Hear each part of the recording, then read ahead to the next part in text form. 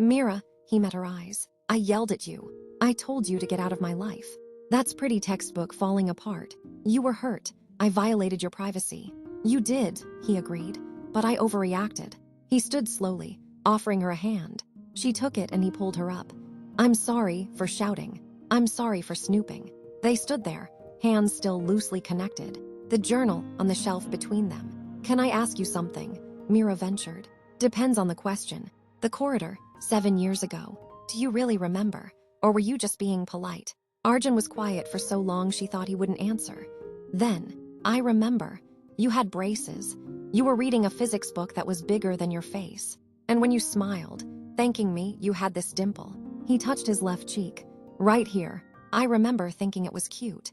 Her heart stuttered. You remember all that. I have a good memory, curse and a blessing. He dropped her hand, stepping back. But remembering doesn't mean anything. That was a different person in a different life. Or, Mira offered carefully, it means that person is still there, just buried. Before he could respond, the shed door burst open. Arjun's mother stood there, umbrella in hand, eyes wide. There you both are. We've been looking everywhere.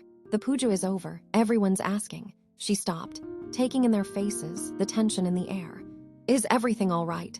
Fine, Arjun said smoothly, the mask sliding back into place, just showing Mira the garden. We got caught in the rain. His mother's eyes narrowed, clearly not buying it, but she didn't push. Come inside, you're both soaked. They followed her back to the house. As they walked, Arjun leaned close to Mira's ear. Not a word about the journal, please. She nodded. Inside, they were handed towels, given chai, fussed over by concerned relatives. Mira caught Arjun's eye across the room once. He looked exhausted, wrung out.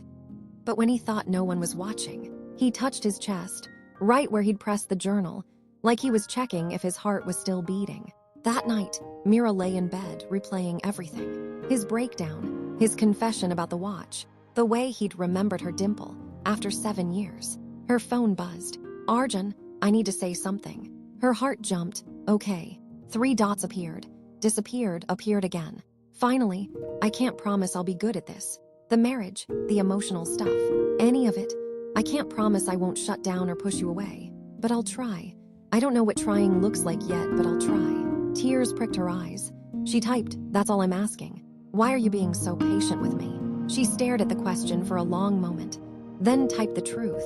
Because 7 years ago, a boy helped me pick up my books when he didn't have to. He was kind when he could have kept walking. Maybe I want to return the favor.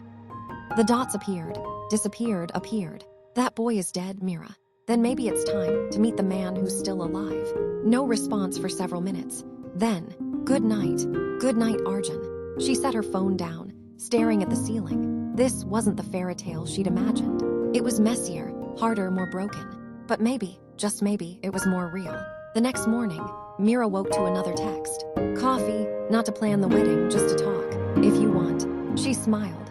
Send me the location. His reply came with an address and a single line. Thank you for yesterday, for not giving up. Mira got out of bed, something warm unfurling in her chest. This was just the beginning.